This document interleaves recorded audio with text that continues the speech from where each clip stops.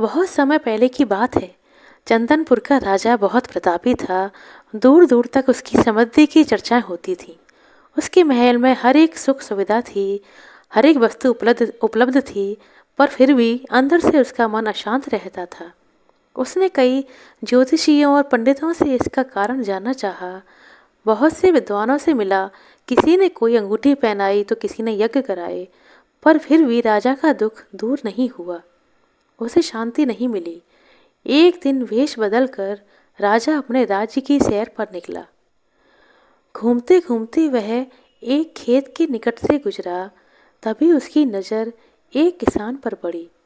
किसान ने फटे पुराने वस्त्र धारण कर रखे थे और वह पेड़ की छांव में बैठकर भोजन कर रहा था। किसान के कपड़े देखकर राजा के मन में आया कि वह किसान को कुछ सोने के सिक्के दे दे, ताकि उसके जीवन में कुछ खुशियां आ पाएं। राजा किसान के पास जाकर बोला, मैं एक राहगीर हूँ। मुझे तुम्हारे खेत पर ये 4 सोने के सिक्के गिरे मिले हैं। क्योंकि यह खेत तुम्हारा है, इसलिए ये चारों सिक्के तुम ही रख लो। किसान ने कहा, नहीं नहीं सेठ जी, ये सिक्के मेरे नहीं हैं। इन्हें आप ही अपने पास रख लें या फिर किसी को दान कर दें। मुझे इन सिक्कों की कोई आवश्यकता नहीं है। किसान की यह प्रतिक्रिया राजा को बहुत अजीब लगी। वह बोला, धन की आवश्यकता किसे नहीं होती। भला आप आती हुई लक्ष्मी जी को मना कैसे कर सकते हैं। किसान बोला, सेठ जी, मैं रोज 4 आने कमा लेता हूँ और उतने पैसों में मैं बहुत अच्छा गुजारा कर लेता हूँ, बहुत खुश रहता हूँ। राजा ने कहा, क्या आप सिर्फ 4 आने की कमाई करते हैं और उतनी कमाई में खुश रहते हैं? यह कैसे संभव है? राजा ने आश्चर्य से पूछा। किसान ने जवाब दिया, सेठ जी, खुशी इस बात पर निर्भर नहीं करती कि आप कितना कमाते हैं या आपके पास कितना पैसा है। खुशी इस बात पर निर्भर करती है कि आप उस पैसे का प्रयोग किस तरह करते हैं। तो तुम इन 4 आने का क्या कर लेते हो? राजा ने हंसते हुए, उपहास उड़ाते हुए प्रश्न किया। किसान बेकार की बहस में नहीं पड़ना चाहता था। उसने आगे बढ़ते हुए उत्तर दिया, इन 4 आनों में से एक मैं कुएं में डाल देता हूँ, दूसरे से मैं अपना कर्जा चुका देता हूँ, तीसरा मैं किसी ज़रूरतमंद को उधार दे देता हूँ और चौथा मैं मिट्टी में गाड़ देता हूँ। राजा सोचने लगा। उसे यह उत्तर समझ में नहीं आया। वह किसान से इसका अर्थ पूछना चाहता था, लेकिन तब तक किसान वहाँ से जा चुका था। राजा ने अगले दिन सभा बुलाई और पूरे दरबार में पूरी घटना कह सुनाई और सबसे किसान के उस कथन का अर्थ पूछने लगा। दरबारियों ने अपने अपने तर्क पेश किए, लेकिन कोई भी राजा को संतुष्ट नहीं कर पाया।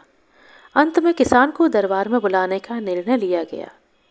बहुत खोजबीन करने के बाद वह किसान मिला और उसे सभा में प्रस्तुत होने का आदेश दिया गया।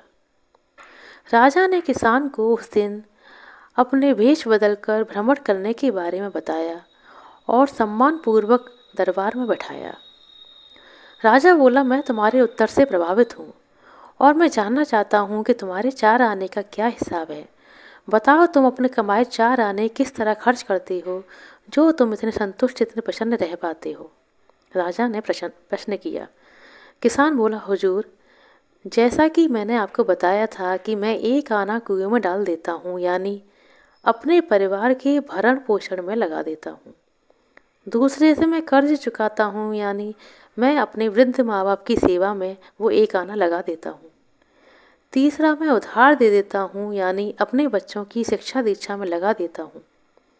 और चौथा मैं मिट्टी में गाड़ देता हूँ, यानी मैं एक पैसे की बचत कर लेता हूँ, ताकि समय आने पर मुझे किसी के सामने हाथ ना फैलाने पड़े और मैं इसे धार्मिक, सामाजिक या अन्य आवश्यक कार्य में लगा सकूं।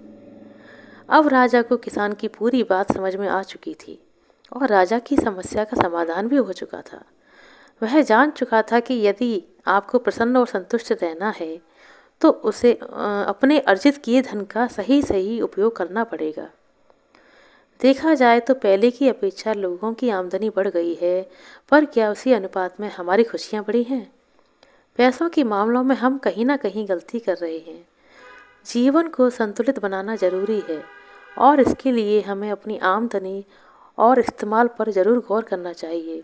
नहीं तो भले हम लाखों रुपया कमा लें, लेकिन हम कभी खुश और संतुष्ट नहीं रह पाएंगे। आशा करती हैं दोस्तों आपको हमारे द्वारा सुनाया गया छोटा सा रोचक प्रसंग समझ में आया होगा, अच्छा लगा होगा। यदि कहानी अच्छी लगी हो तो कृपया लाइक करें, शेयर करें और चैनल पर नए हैं तो सब्सक्राइब कर लें। अपना कीमती समय देने के लिए बहुत बहुत धन्यवाद। मिलते हैं अगले वीडियो में, तब तक के लिए नमस्कार।